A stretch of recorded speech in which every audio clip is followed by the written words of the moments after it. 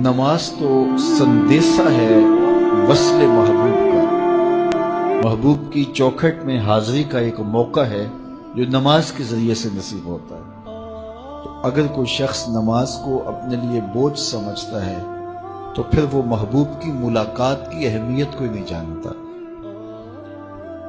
نماز کے لیے جب اذان پکاری جائے تو بندے کو خوشی، فرحت اور مسرت ہونی چاہیے کہ میں اب رب کے حضور حاضر ہوں گا، نہ یہ کہ وہ گھڑی پہ نظر ڈال کے کہے کہ ابھی تو آئے ہیں اب پھر دوبارہ اذان شروع ہو گئی، تو پھر اس کو شوق نہیں ہے مالک کے حضور حاضر ہونے کا۔ حضور علیہ الصلوۃ والسلام تو جب حضرت بلال حبشی کو نماز کے لیے اذان کا کہتے تو یہ ارشاد کرتے، ارحنا یا بلال، بلال اٹھو اور ہمارے دل کو راحت پہنچا دو۔ ارحنا یا بلال، بلال ہمارے قلب کو، ہمارے دل کو راحت پہنچا دو۔ تو یہ حضور کے قلب کی راحت، تسکین اور قرار کا سبب ہے۔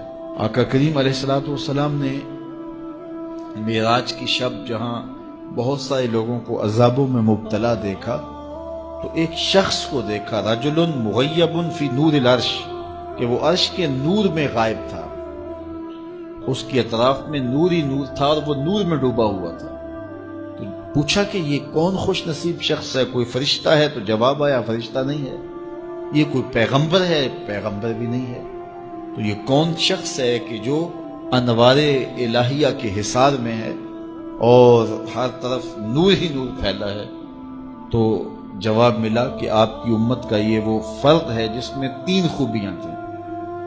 پہلی خوبی تو یہ کہ اس کی زبان اللہ کے ذکر سے تر رہتی تھی، اور دوسری خوبی اس میں یہ تھی وَقَلْبُهُ مُعَلَّقٌ بِالْمَسَاجِدِ، اور اس کا دل مسجدوں کے ساتھ لٹکا ہوا تھا، مسجدوں کے ساتھ دل بستگی تھی سے۔ فرمایا کچھ لوگ ہوتے ہیں کہ وہ مسجدوں کی میخیں ہوتی ہیں، جس طرح وہ کیل لکڑی میں ٹھک جاتا ہے تو یہ بھی مسجدوں میں ٹھکے رہتے ہیں، جب بھی ڈھونڈو گے مسجد سے ملیں گے۔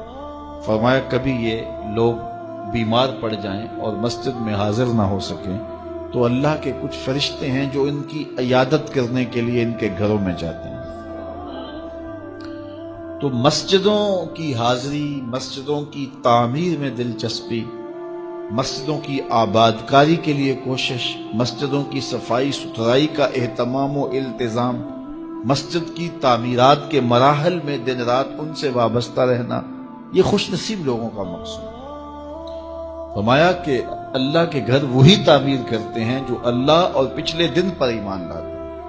تو مسجدوں کی تعمیر یقیناً اللہ جل شانہ کی خاص رضا نصیب کرتی ہے۔ ایک روایت میں آتا ہے جس نے تتر کے گھونسلے کے برابر مسجد کی تعمیر کی، فرمایا اللہ جنت میں اس کا محل بنا رہا ہے، اللہ اس کا محل تعمیر کرے گا، اس کو محل عطا کرے گا۔ تو یہ تعمیر مسجد یہ خوش نصیب لوگوں کا مقصود ہے۔ تو مسجدوں کی آبادی اور مسجدوں میں وابستہ رہنا اور دل بستہ ہونا مساجد کے ساتھ، یہ خوش نصیب لوگوں کا مقصود ہے۔ تو بدبخت لوگوں کو یہ سعادت نصیب نہیں ہوتی۔ اچھا، تیسری بات فرمایا کہ جو اس شخص کی خوبی ہے یہ آج تک اپنے والد گرامی اور اپنی والدہ ماجدہ کو گالی کا سبب نہیں بنا، یعنی کبھی اس نے کوئی ایسا فعل نہیں کیا کہ لوگوں نے کہا کہ یہ کس ماں باپ کا بیٹا ہے اور لوگوں نے اس کے ماں باپ کو برا کہا ہو اس کی وجہ سے۔ تو یہ 3 خوبیاں اس شخص کے اندر پائی جاتی ہیں اور آج یہ اللہ کے عرش کے نور کے سائے میں اپنے آپ کو کھڑا ہوا پا رہا ہے۔